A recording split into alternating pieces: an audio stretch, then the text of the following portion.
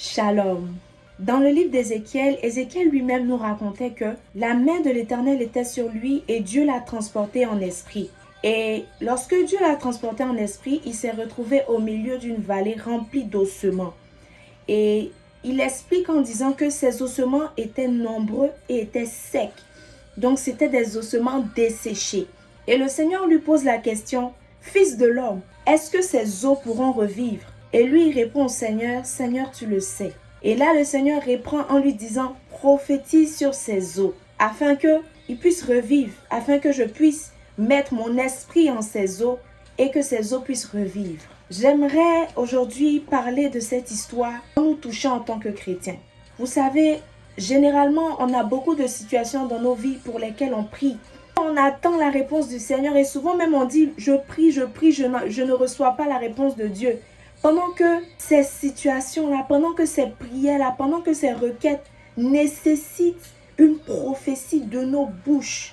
Vous savez, ici, le Seigneur savait bien. Le Seigneur, il est Dieu. Il n'a pas besoin de demander à quelqu'un si des ossements desséchés pourront revivre ou si une situation peut s'arranger ou peu importe parce qu'il est Dieu, il sait tout, il connaît tout, il a le pouvoir sur toutes choses. Mais en demandant à Ézéchiel, est-ce que ces os pourront revivre? C'était une façon de lui dire, tu dois prophétiser sur ces os. C'est ta parole qui va faire en sorte que ces os desséchés, ces ossements desséchés revivent encore. Pourquoi le Seigneur demande pendant que lui-même il sait? Et Ézéchiel a dit à Dieu ouvertement, Seigneur, tu le sais. Donc, il y avait comme un sous-entendu. Il voulait dire à Dieu, mais tu sais et puis tu me demandes. C'est-à-dire, c'est toi qui es Dieu. Entre nous deux, c'est toi qui es Dieu. Mais pourquoi c'est à moi que tu demandes si ces ossements pourront revivre?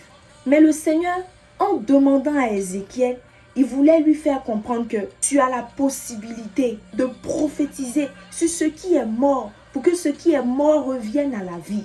Tu as la possibilité de parler aux situations de ta vie qui n'ont plus de vie, à revenir en vie. Tu as la possibilité de réveiller cette situation difficile, à ce que cette situation redevienne facile, à ce que cette situation redevienne accessible dans ta vie.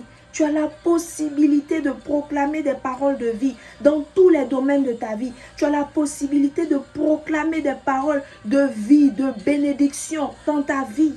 Et ces paroles agiront.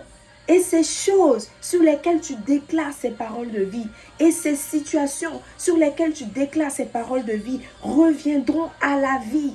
Je suis venue exhorter un chrétien aujourd'hui, je suis venue exhorter une chrétienne aujourd'hui à considérer le fait que souvent, le Seigneur n'a pas besoin de parler sur certaines situations de nos vies parce que nous avons la capacité de prophétiser la vie sur ce qui est mort dans nos vies. Nous avons la capacité de prophétiser la bénédiction là où il y a la malédiction dans nos vies. Donc je suis venue t'exhorter aujourd'hui pour certaines situations de ta vie et même pour toutes les situations de ta vie, même si tu pries le Seigneur, tu dois aussi avoir la capacité, tu dois aussi pouvoir ouvrir ta bouche et prophétiser des paroles de vie sur ces situations mortes de ta vie, sur ces domaines qui te semblent morts dans ta vie, sur ces choses qui te semblent mortes, qui te semblent irrécupérables dans ta vie. Tu as la capacité de prophétiser sur ces choses.